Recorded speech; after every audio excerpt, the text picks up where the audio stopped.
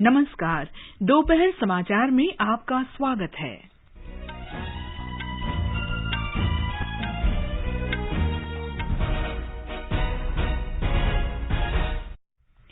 प्रधानमंत्री नरेंद्र मोदी ने ताजिकिस्तान के दुशांबे में शंघाई सहयोग संगठन परिषद की शिखर बैठक के पूर्ण सत्र को संबोधित किया। श्री मोदी ने सदस्य देशों से बढ़ते कट्टरपंथ के खिलाफ संघर्ष करने को कहा, जो एससीओ के समक्ष समस्या का मूल कारण है।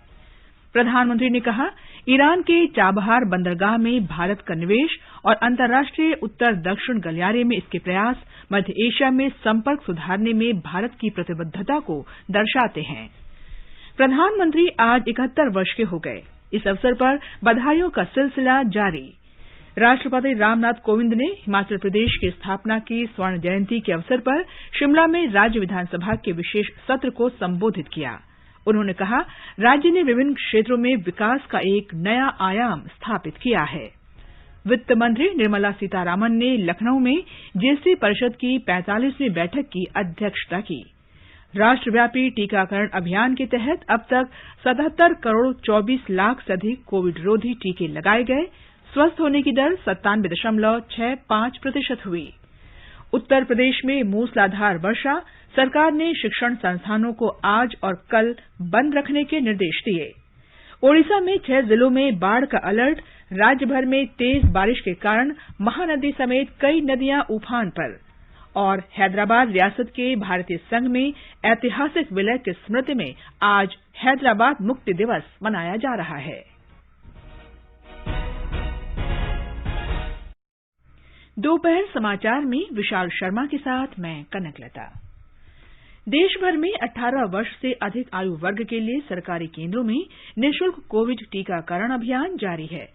युवाओं से आग्रह है कि टीका जरूर लगवाएं और अन्य लोगों को भी इसके लिए प्रोत्साहित करें। जब तक आवश्यक न हो, घर से बाहर न निकलें और सुरक्षा के 3 आसान उपायों का पालन करें। मास्क लगाएं, 2 गज की सुरक्षित दूरी बनाए रखें, हाथ और चेहरा साफ रखें। कोविड संबंधी जानकारी और मार्गदर्शन के लिए राष्ट्रीय हेल्पलाइन नंबर 01123978046 और 1075 पर संपर्क करें। और अब समाचार विस्तार से।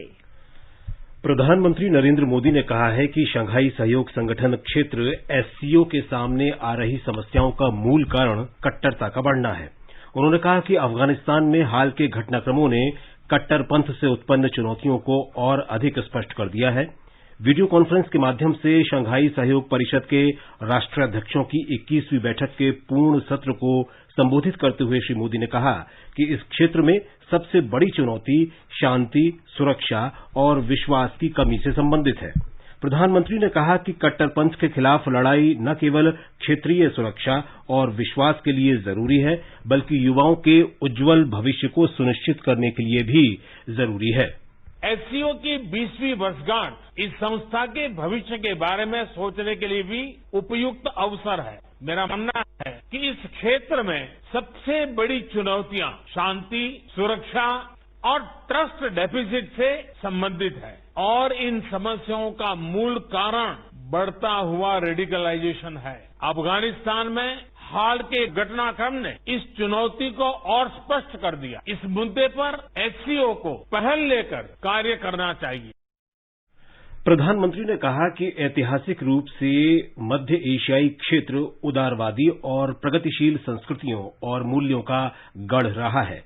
श्री मोदी ने कहा कि सूफीवाद जैसी परंपराएं सदियों से वहां पनपी हैं और पूरे क्षेत्र और दुनिया में फैली हैं। भारत में और एससीओ के लगभग सभी देशों में इस्लाम से जुड़ी मॉडरेट, टॉलरेंस और इंक्लूसिव संस्थाएं और परंपराएं हैं। एससीओ को इनके बीच एक मजबूत नेटवर्क विकसित करने के लिए काम करना चाहिए। इस संदर्भ में मैं एससीओ के रैट्स मैकेनिज्म द्वारा किए जा रहे उपयोगी कार्य की प्रशंसा करता हूं। भारत ने एससीओ रैट्स की अपनी अध्यक्षता के दौरान जो कैलेंडर ऑफ एक्टिविटीज प्रस्तावित की है, उन पर हमें सभी एससीओ पार्टनर्स के सक्रिय सहयोग की अपेक्षा है। प्रधानमंत्री ने कहा कि भारत मध्य एशिया के साथ संपर्कों को बेहतर बनाने के लिए प्रतिबद्ध है, क्योंकि उसका मानना है कि मध्य एशियाई देश भारतीय बाजारों से जुड़कर लाभ उठा सकते हैं। उन्होंने कहा कि ईरान के चाबहार बंदरगाह में भारत का निवेश और अंतर्राष्ट्रीय उत्तर दक्षिण गलियारे में उसके प्रयास इस क्षेत्र में संपर्क व्यवस्था में सुधार लाने की भारत की प्रतिबद्धता को दर्शाते हैं। श्री मोदी ने कहा कि संपर्क का कोई भी प्रयास एकतरफा नहीं हो सकता। दुशांबे में भारत का प्रतिनिधित्व विदेश मंत्री डॉक्टर एस जयशंकर कर रहे हैं। ये हाइब्रिड प्रारूप में आयोजित होने वाला पहला एससीओ शिखर सम्मेलन और ऐसा चौथा शिखर सम्मेलन है जिसमें भारत एक पूर्ण सदस्य के रूप में भाग ले रहा है। प्रधानमंत्री नरेंद्र मोदी 24 सितंबर को वाशिंगटन में क्वाड नेताओं के शिखर सम्मेलन में भाग लेंगे। विदेश मंत्रालय के प्रवक्ता अरिंदम बागची ने बताया कि श्री मोदी अमरीकी राष्ट्रपति जो बाइडेन के साथ द्विपक्षीय बैठक भी करेंगे। उन्होंने कहा कि 25 सितंबर को प्रधानमंत्री संयुक्त राष्ट्र महासभा के 76वें सत्र को संबोधित करेंगे। राष्ट्रपति रामनाथ कोविंद ने हिमाचल प्रदेश की विकास यात्रा को आगे बढ़ाने के लिए राज्य सरकार के कार्यों की सराहना की है। उन्होंने कहा कि हिमाचल प्रदेश ने विभिन्न क्षेत्रों के विकास में नए आयाम स्थापित किए हैं। हिमाचल प्रदेश की स्थापना की स्वर्ण जयंती के अवसर पर विधानसभा के विशेष सत्र को संबोधित करते हुए राष्ट्रपति ने कहा कि नीति आयोग द्वारा जारी वर्ष 2020-21 के सतत विकास लक्ष्य से संबंधी सूचकांक में हिमाचल प्रदेश दूसरे स्थान पर रहा है। वस्तु और सेवा कर जीएसटी परिषद की 45वीं बैठक आज लखनऊ में हो रही है। केंद्रीय वित्त मंत्री निर्मला सीतारमण उस बैठक की अध्यक्षता कर रही हैं, जिसमें सभी राज्यों के वित्त मंत्री और कई वरिष्ठ अधिकारी मौजूद हैं। हमारे संवाददाता ने बताया है कि परिषद शाम को अपने फैसलों की घोषणा करेगी। जून में हुई पिछली बैठक में परिषद ने 2 महत्वपूर्ण दवाओं पर अप्रत्यक्ष कर में छूट दी थी और कोविड के इलाज से जुड़े कई सामान पर टैक्स 5% कर दिया था। इसके साथ ही कोरोना वैक्सीन पर भी जीएसटी की दर 5% बरकरार रखने का फैसला लिया गया था। आज वित्त मंत्री निर्मला सीतारमण की अध्यक्षता में हो रही बैठक में भी जनता के हित में फैसले लिए जाने की उम्मीद है। जीएसटी बैठक में फैसले आमतौर पर राज्य और केंद्र सरकार के प्रतिनिधियों की सहमति से लिए जाते हैं और इससे संघवाद को मजबूती मिलती है। सुशील चंद्र तिवारी, आकाशवाणी समाचार, लखनऊ। ये समाचार हमारी वेबसाइट newsonair.com/hindi और हमारे mobile app news on AIR पर भी उपलब्ध हैं। चलो मिलकर एक शुरुआत करें, चलो एक फैसला आज करें, मास्क नहीं तो टोकेंगे, कोरोना को रोकेंगे, चलो एक इरादा करते हैं, चलो कुछ वादा करते हैं, मास्क नहीं तो टोकेंगे, कोरोना को रोकेंगे। ये समाचार हमारी वेबसाइट newsonair.com/hindi और हमारे mobile app news on AIR पर भी उपलब्ध हैं। दोपहर समाचार में आपका फिर स्वागत है। राष्ट्रव्यापी टीकाकरण अभियान के अंतर्गत 77 करोड़ 24 लाख कोविड रोधी टीके लगाए गए। स्वास्थ्य मंत्रालय ने बताया है कि कल 34,000 नए कोविड मामलों की पुष्टि हुई। पिछले 24 घंटों के दौरान 37,000 से अधिक लोग स्वस्थ हुए। स्वस्थ होने की दर 97.65% हो गई है। दैनिक संक्रमण की दर 2.25% है। स्वास्थ्य मंत्री मनसुख मांडविया ने कहा है कि देश ने दोपहर तक 1 करोड़ टीकाकरण का आंकड़ा पार कर लिया है।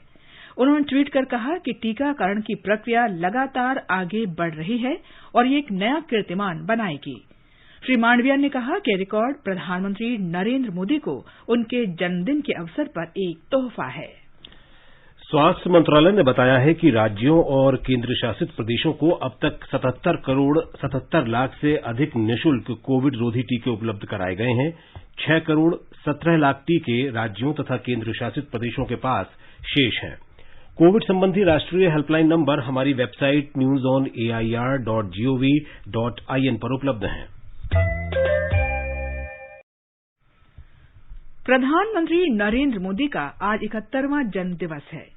यह दिन मुख्यमंत्री और प्रधानमंत्री के रूप में श्री मोदी की 2 दशक की सेवा और सुशासन के प्रति समर्पण का उत्सव मनाने का भी अवसर है। इन 20 वर्षों के दौरान श्री मोदी ने अपने अथक प्रयासों से गरीबों की समस्याओं को दूर करके करोड़ों लोगों के जीवन पर अमिट छाप छोड़ी। आकाशवाणी आगामी दिनों में विभिन्न क्षेत्रों में प्रधानमंत्री मोदी के योगदान को प्रस्तुत करेगा। ये दिन गुजरात में वडनगर से संबंधित बहुत ही साधारण पृष्ठभूमि वाले व्यक्ति की यात्रा का प्रतीक है, जो अपने समर्पण और कड़ी मेहनत के माध्यम से एक महान व्यक्तित्व के रूप में विकसित हुआ है। राष्ट्रपति रामनाथ कोविंद, उपराष्ट्रपति एम वेंकैया नायडू, गृहमंत्री अमित शाह और सूचना और प्रसारण मंत्री अनुराग सिंह ठाकुर ने प्रधानमंत्री नरेंद्र मोदी के जन्मदिवस पर उन्हें शुभकामनाएं दी हैं। राष्ट्रपति ने एक ट्वीट संदेश में उनके अच्छे स्वास्थ्य की कामना की। उपराष्ट्रपति ने एक ट्वीट में कहा कि श्री मोदी की असाधारण दृष्टि, अनुकरणीय नेतृत्व और समर्पित सेवा से देश का सर्वांगीण विकास हुआ है। गृहमंत्री ने ट्वीट में प्रधानमंत्री के अच्छे स्वास्थ्य और दीर्घायु की कामना की। सूचना और प्रसारण मंत्री ने ट्वीट संदेश में कहा कि प्रधानमंत्री के नेतृत्व में काम करने और नीति निर्माण में पारदर्शिता के साथ समय पर लक्ष्य हासिल करने का दृष्टिकोण विकसित हुआ है। भाजपा अध्यक्ष जेपी नड्डा ने प्रधानमंत्री नरेंद्र मोदी के जन्मदिन पर आज नई दिल्ली में पार्टी मुख्यालय में सेवा और समर्पण अभियान की शुरुआत की। इस अवसर पर उन्होंने एक प्रदर्शनी और रक्तदान शिविर का भी उद्घाटन किया। उत्तर प्रदेश में प्रधानमंत्री नरेंद्र मोदी का जन्मदिन मनाने के लिए आज राज्य भर में कई समारोह आयोजित किए गए हैं। मुख्यमंत्री योगी आदित्यनाथ और अन्य भारतीय जनता पार्टी के नेताओं ने प्रधानमंत्री को उनके 71वें जन्मदिन पर शुभकामनाएं दी हैं। बिहार के मुख्यमंत्री नीतीश कुमार ने आज प्रधानमंत्री नरेंद्र मोदी के जन्मदिन के अवसर पर राज्य में 30 लाख लोगों के टीकाकरण के लिए एक मेगा कोविड टीकाकरण अभियान शुरू किया है। कर्नाटक में प्रधानमंत्री नरेंद्र मोदी के जन्मदिवस के उपलक्ष्य में बड़े स्तर पर टीकाकरण अभियान का आयोजन किया गया है। आज 30 लाख पात्र लोगों को टीका लगाने का लक्ष्य रखा गया है। हमारी विशेष श्रृंखला जन जन की बात में हम पिछले 20 साल में भारत को बदलने वाली विभिन्न पहलों और विचारों पर प्रधानमंत्री नरेंद्र मोदी के उद्गारों को प्रस्तुत कर रहे हैं। जुलाई 2020 में मणिपुर में विकास परियोजनाओं का उद्घाटन करते हुए प्रधानमंत्री ने कहा था कि पूर्वोत्तर देश का विकास इंजन बन रहा है। नॉर्थ ईस्ट में देश के विकास का ग्रोथ इंजन बनने की क्षमता है। दिनों दिन मेरा ये विश्वास इसलिए गहरा हो रहा है क्योंकि अब पूरे नॉर्थ ईस्ट में शांति की स्थापना हो रही है। जहां से पहले सिर्फ नेगेटिव खबरें ही आती थी, वहां अब पीस, प्रोग्रेस और प्रॉस्पेरिटी का मंत्र गूंज रहा है। संस्कृति मंत्रालय प्रधानमंत्री नरेंद्र मोदी को मिले उपहारों और स्मृति चिन्हों की आज से ई नीलामी कर रहा है। इनमें ओलंपिक और पैरालंपिक पदक विजेताओं के स्पोर्ट्स गियर और उपकरण, अयोध्या राम मंदिर, चार धाम और रुद्राक्ष सम्मेलन केंद्र की प्रतिकृति, मूर्तियां, पेंटिंग, अंगवस्त्रम और अन्य उपहार शामिल हैं। वेबसाइट pmmementos.gov.in के जरिए कोई भी व्यक्ति या संगठन ई नीलामी में भाग ले सकता है। नीलामी 7 अक्टूबर तक चलेगी। नीलामी से प्राप्त धन का उपयोग गंगा के संरक्षण और पुनरुद्धार के उद्देश्य से चलाए जा रहे नमामि गंगे मिशन में किया जाएगा। और अब आगे बढ़ने से पहले मुख्य समाचारों पर एक नजर फिर से। प्रधानमंत्री नरेंद्र मोदी ने ताजिकिस्तान के दुशांबे में शंघाई सहयोग संगठन परिषद की शिखर बैठक के पूर्ण सत्र को संबोधित किया। श्री मोदी ने सदस्य देशों से बढ़ते कट्टरपंथ के खिलाफ संघर्ष करने को कहा, जो एससीओ के समक्ष समस्या का मूल कारण है। प्रधानमंत्री ने कहा, ईरान के चाबहार बंदरगाह में भारत का निवेश और अंतर्राष्ट्रीय उत्तर दक्षिण गलियारे में इसके प्रयास मध्य एशिया में संपर्क सुधारने में भारत की प्रतिबद्धता को दर्शाते हैं। प्रधानमंत्री आज 71 वर्ष के हो गए हैं। इस अवसर पर बधाइयों का सिलसिला जारी। राष्ट्रपति रामनाथ कोविंद ने हिमाचल प्रदेश की स्थापना की स्वर्ण जयंती के अवसर पर शिमला में राज्य विधानसभा के विशेष सत्र को संबोधित किया। उन्होंने कहा, राज्य ने विभिन्न क्षेत्रों में विकास का एक नया आयाम स्थापित किया है। वित्त मंत्री निर्मला सीतारामन ने लखनऊ में जीएसटी परिषद की 45वीं बैठक की अध्यक्षता की। राष्ट्रव्यापी टीकाकरण अभियान के तहत अब तक 77 करोड़ 24 लाख से अधिक कोविड रोधी टीके लगाए गए। स्वस्थ होने की दर 97.65% हुई। उत्तर प्रदेश में मूसलाधार वर्षा। सरकार ने शिक्षण संस्थानों को आज और कल बंद रखने के निर्देश दिए। ओडिशा में 6 जिलों में बाढ़ का अलर्ट। राज्य भर में तेज बारिश के कारण महानदी समेत कई नदियां उफान पर और हैदराबाद रियासत के भारतीय संघ में ऐतिहासिक विलय की स्मृति में आज हैदराबाद मुक्ति दिवस मनाया जा रहा है। उत्तर प्रदेश के मुख्यमंत्री योगी आदित्यनाथ ने राज्य के लोगों से तेज बारिश को देखते हुए सतर्क रहने की अपील की है। मुख्यमंत्री ने सभी जिला मजिस्ट्रेटों और आयुक्तों से राहत तथा बचाव कार्य तेज करने को कहा है। उत्तर प्रदेश के कई भागों में पिछले 36 घंटों से तेज बारिश हो रही है। लगातार बारिश से जीवन अस्त-व्यस्त हो गया है। राज्य के शिक्षा संस्थाओं को आज और कल के लिए बंद कर दिया गया है। बारिश के कारण सड़क और हवाई यातायात पर भी असर पड़ा है। ओडिशा सरकार ने महानदी में बाढ़ की आशंका को देखते हुए 6 जिलों में चेतावनी जारी की है। राज्य में महानदी सहित कई नदियां उफान पर हैं। हैदराबाद रियासत के भारतीय संघ में ऐतिहासिक विलय की स्मृति में आज हैदराबाद मुक्ति दिवस मनाया जा रहा है। आज ही के दिन 1948 में निजाम के दमनकारी शासन का अंत हुआ था। गृह मंत्री अमित शाह ने हैदराबाद मुक्ति दिवस के अवसर पर तेलंगाना और महाराष्ट्र के मराठवाड़ा क्षेत्र के लोगों को शुभकामनाएं दी हैं। एक ट्वीट में श्री शाह ने कहा कि इस ऐतिहासिक दिवस पर वे उन सभी शूरवीर शहीदों को नमन करते हैं जिन्होंने रजाकारों और निजामों की क्रूरता के खिलाफ संघर्ष किया। ये समाचार आकाशवाणी से प्रसारित किए जा रहे हैं। ताजा समाचार जानने के लिए आप हमारे Twitter handle @AIR News Hindi को फॉलो कर सकते हैं।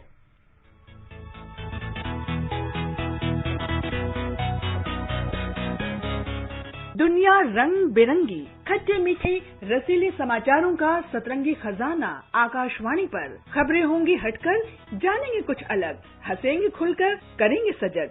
सुनना न भूलें सोमवार और मंगलवार आज सवेरे तथा शनिवार और रविवार कार्यक्रम परिक्रमा में।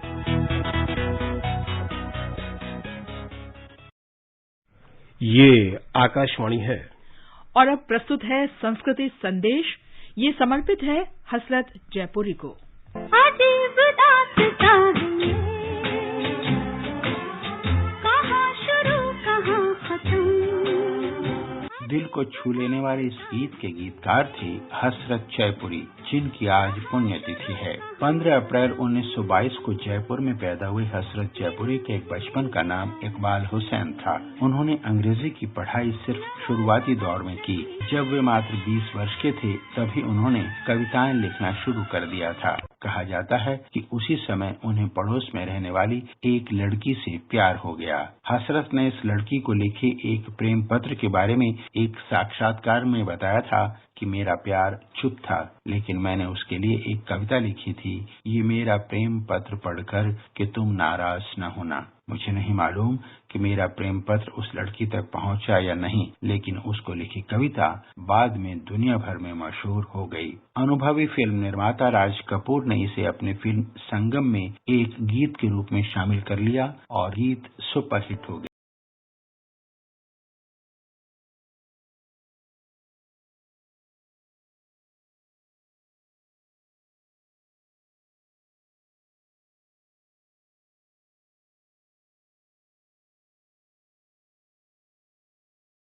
पूरी करने के बाद किस्मत आजमाने के लिए हसरत 1940 में मुंबई आ गए। 1949 में हसरत जयपुरी ने फिल्म बरसात के लिए अपना पहला गीत लिखा। गीत था जिया बेकरार।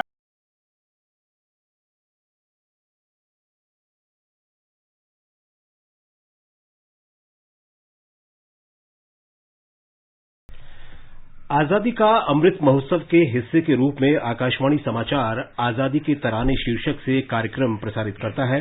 ये कार्यक्रम उन देशभक्ति गीतों पर आधारित है जिन्होंने स्वतंत्रता आंदोलन में लोगों में जोश भर दिया था। आजादी के तराने परिक्रमा कार्यक्रम में आज शाम 4:45 बजे प्रसारित किया जाएगा। स्वाधीनता आंदोलन के दौरान भारतीय जनमानस को उद्वेलित कर स्वतंत्रता का अलख जगाने और मातृभूमि के प्रति सेवा, समर्पण और त्याग की ज्वाला प्रज्वलित कर देने वाले अमर गीतों पर आधारित विशेष कार्यक्रम आजादी के तराने सुनना न भूलें। FM गोल्ड 100.1 मेगाहर्ट्ज पर प्रत्येक शुक्रवार शाम 4:45 पर परिक्रमा कार्यक्रम के अंतर्गत आजादी के तराने सिर्फ आकाशवाणी पर। आजादी का अमृत महोत्सव के अंतर्गत आइए अब सुनते हैं आकाशवाणी की विशेष प्रस्तुति आजादी का सफर। आजादी का अमृत महोत्सव।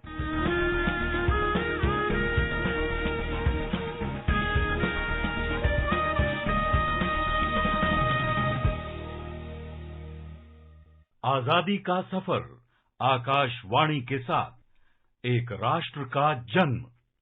भारत का गौरवशाली स्वतंत्रता संग्राम आधुनिक विश्व के अब तक के सबसे बड़े संघर्षों में से एक है। आकाशवाणी समाचार आपके लिए प्रतिदिन इस संग्राम की एक झलक लेकर आता है। और आज हम आपके लिए लेकर आए हैं पेरियार के नाम से मशहूर महान स्वतंत्रता सेनानी और सामाजिक कार्यकर्ता ईवी रामासामी की जिंदगी और उनके संघर्ष की कहानी। उनका जन्म 17 सितंबर 1879 को तत्कालीन मद्रास प्रेसिडेंसी के इरोड में हुआ था। पेरियार तर्कवादी विचारक, लेखक और प्रभावशाली वक्ता थे। वो ऐसे प्रभावशाली कम्युनिकेटर थे जो सहजता से समाज के हर वर्ग के लोगों के साथ संवाद कर सकता था और अपनी इसी खासियत की वजह से अंग्रेजों के विरुद्ध अपने संघर्ष में वो समाज के हर वर्ग के लोगों को लामबंद करने में सफल रहे। अपने बेहद करीबी दोस्त सी राजगोपालाचारी की वजह से पेरियार 1919 में कांग्रेस में शामिल हुए। इसके बाद उन्होंने असहयोग आंदोलन में हिस्सा लिया, जिसकी वजह से उन्हें कैद कर लिया गया। स्वाधीनता आंदोलन को लेकर पेरियार की प्रतिबद्धता ही थी कि उन्होंने उसमें शामिल होने के लिए उन सभी 29 पदों से इस्तीफा दे दिया था जिन पर वे आसीन थे। इतना ही नहीं, पेरियार ने पारिवारिक व्यापार भी बंद कर दिया था। उस वक्त जबकि कारोबार से उन्हें 20,000 रुपए सालाना की कमाई होती थी। उन दिनों 1 औंस सोने का मूल्य 10 रुपए भी नहीं था। पेरियार ने खादी के लिए जबरदस्त आंदोलन चलाया। वो खुद भी खादी के कपड़े पहनते थे और अपने परिवार को भी इसके लिए प्रोत्साहित करते थे। खादी के प्रचार और ब्रिटिश सामान के बहिष्कार के लिए उन्हें सजा भी हुई।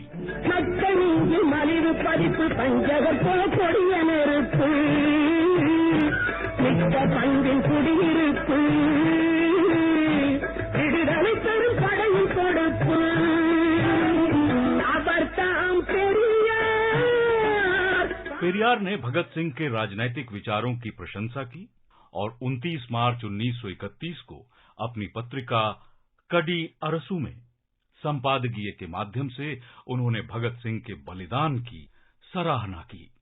पेरियार ने महिलाओं की तरक्की के लिए लड़ाई लड़ी और समाज में व्याप्त स्त्री पुरुष असमानता पर सवाल उठाया। उन्होंने बाल विवाह के विरुद्ध भी लड़ाई लड़ी और विधवा विवाह का समर्थन किया। पेरियार ने महिलाओं को सामाजिक आंदोलनों और राजनीति में सक्रिय रूप से भाग लेने के लिए प्रोत्साहित किया। உங்களை காப்பாற்றிக்க உங்களுக்கு சக்தி வேணும். இன்னொருத்தன் வீட்டுல போட்டு பூட்டுறது போல அடிமைத்தனம் வேற இல்லை. அந்த காரணத்தினாலே தான் பொம்பளைகளுக்கு இவ்வளவு கெட்ட பேர் எல்லாம் வர்றதுக்கு ஏற்பட்டது. நம்ம நாடு என்னைக்கு பெண்கள் நிலைமை உயர்ந்தோ அன்னைக்கு தான் ஆம்பளைக்கு என்ன கேடு, அவன் எப்படியோ போறான், அதை பற்றி நமக்கு என்ன கவலை। उन्होंने महिलाओं की शिक्षा के लिए अथक परिश्रम किया और सभी क्षेत्रों में उनके लिए 50% आरक्षण का मुद्दा उठाया। स्त्री पुरुष समानता के कट्टर समर्थक पेरियार को द्रविड़ आंदोलन के जनक के रूप में भी जाना जाता है।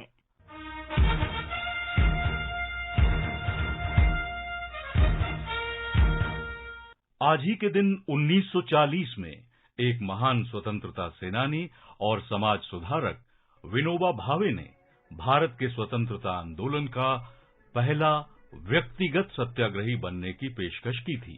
गांधी जी ने व्यक्तिगत सत्याग्रह शुरू करने का फैसला किया, जिसके तहत चुनिंदा व्यक्तियों को सार्वजनिक रूप से ये घोषित करना था कि द्वितीय विश्व युद्ध में अंग्रेजों की मदद करना गलत है। वास्तव में तत्कालीन वायसराय लिनलिथ गो ने भारत की निर्वाचित प्रांतीय सरकारों से परामर्श किए बगैर 3 सितंबर 1939 को भारत के जर्मनी के विरुद्ध युद्ध में शामिल होने की घोषणा की। भारतीय राष्ट्रीय कांग्रेस ने इसका कड़ा विरोध किया। गांधी जी का मत था कि एकमात्र उपयुक्त चेष्टा अहिंसक रूप से युद्ध का विरोध है। सत्याग्रहियों को चुनने का काम गांधी जी पर छोड़ दिया गया था।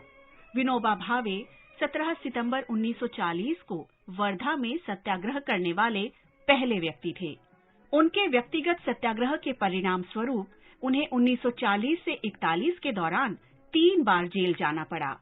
1958 में विनोबा भावे को नई तरह की सामाजिक क्रांति के प्रति समर्पण और सामुदायिक नेतृत्व के लिए पहला रेमन मैग्सेसे पुरस्कार प्रदान किया गया। 1982 में विनोबा भावे काफी बीमार पड़ गए। उन्होंने खाना पीना और दवाएं लेना बंद कर दिया। 15 नवंबर को उनका निधन हो गया।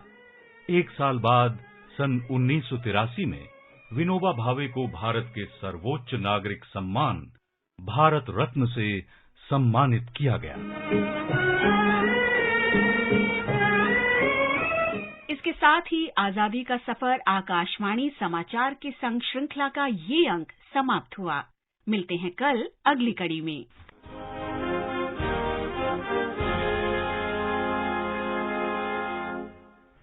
आकाशवाणी समाचार सुनते रहें और आजादी का अमृत महोत्सव में हमारे साथ शामिल रहें। आजादी के 75 वर्षों का पर्व अमृत महोत्सव के पावन अवसर पर आकाशवाणी समाचार लेकर आया है अमृत महोत्सव क्विज।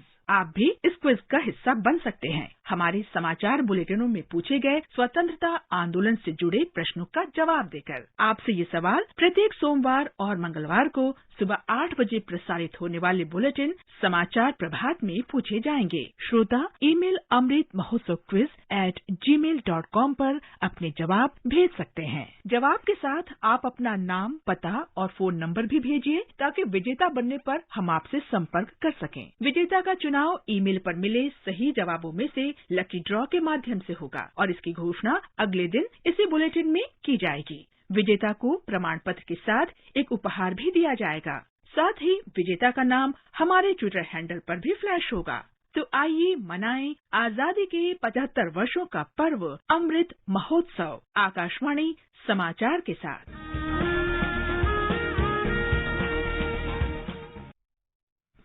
आज विश्वकर्मा जयंती है। इस अवसर पर उपराष्ट्रपति, प्रधानमंत्री और गृहमंत्री ने लोगों को शुभकामनाएं दी हैं। उपराष्ट्रपति एम वेंकैया नायडू ने एक ट्वीट में कहा कि देश भर में शिल्पकार, वास्तुकार और अन्य कुशल कामगार उत्साह से ये पर्व मनाते हैं। प्रधानमंत्री नरेंद्र मोदी ने एक ट्वीट में आशा व्यक्त की है कि देशवासियों पर देवशिल्पी भगवान विश्वकर्मा की कृपा सदैव बनी रहे और हमारा देश प्रगति और समृद्धि की नई ऊंचाइयों पर पहुंचे। गृहमंत्री अमित शाह ने देवशिल्पी भगवान विश्वकर्मा जयंती पर लोगों को शुभकामनाएं दी। और अब एक नजर आज के मौसम पर। दिल्ली, मुंबई, चेन्नई और कोलकाता में आमतौर पर बादल छाए रहेंगे। उत्तरी भारत में श्रीनगर, जम्मू और मुजफ्फराबाद में आमतौर पर आसमान साफ रहेगा तथा लेह और गिलगित में कहीं कहीं बादल छाए रह सकते हैं। देश के पूर्वोत्तर क्षेत्र गुवाहाटी, इम्फाल, शिलंग, कोहिमा, ईटानगर, गंगटोक, आइजोल और अगरतला में आमतौर पर बादल छाए रहेंगे। अंत में मुख्य समाचार एक बार फिर। प्रधानमंत्री नरेंद्र मोदी ने ताजिकिस्तान के दुशांबे में शंघाई सहयोग संगठन परिषद की शिखर बैठक के पूर्ण सत्र को संबोधित किया। श्री मोदी ने सदस्य देशों से बढ़ते कट्टरपंथ के खिलाफ संघर्ष करने को कहा, जो एससीओ के समक्ष समस्या का मूल कारण है। प्रधानमंत्री ने कहा, ईरान के चाबहार बंदरगाह में भारत का निवेश और अंतर्राष्ट्रीय उत्तर दक्षिण गलियारे में इसके प्रयास मध्य एशिया में संपर्क सुधारने में इसकी प्रतिबद्धता को दर्शाते हैं। प्रधानमंत्री आज 71 वर्ष के हो गए। इस अवसर पर बधाइयों का सिलसिला जारी है। राष्ट्रपति रामनाथ कोविंद ने हिमाचल प्रदेश की स्थापना की स्वर्ण जयंती के अवसर पर शिमला में राज्य विधानसभा के विशेष सत्र को संबोधित किया। उन्होंने कहा, राज्य ने विभिन्न क्षेत्रों में विकास का नया आयाम स्थापित किया है। वित्त मंत्री निर्मला सीतारामन ने लखनऊ में जीएसटी परिषद की 45वीं बैठक की अध्यक्षता की। राष्ट्रव्यापी टीकाकरण अभियान के तहत अब तक 77 करोड़ 24 लाख से अधिक कोविड रोधी टीके लगाए गए। स्वस्थ होने की दर 97.65% हुई। उत्तर प्रदेश में मूसलाधार वर्षा, सरकार ने शिक्षण संस्थानों को आज और कल बंद रखने के निर्देश दिए। हैदराबाद रियासत के भारतीय संघ में ऐतिहासिक विलय की स्मृति में आज हैदराबाद मुक्ति दिवस मनाया जा रहा है। इसके साथ ही दोपहर समाचार का ये अंक समाप्त हुआ। नमस्कार।